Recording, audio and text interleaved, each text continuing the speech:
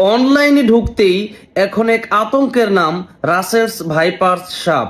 সে আতঙ্ক সহ বিষাক্ত প্রাণী ও কুদৃষ্টি থেকে বাঁচতে প্রায় ১৫০০ বছর আগে রাসূলুল্লাহ সাল্লাল্লাহু আলাইহি ওয়াসাল্লাম আমাদেরকে অসংখ্য দোয়া ও আমল শিক্ষা দিয়ে গেছেন।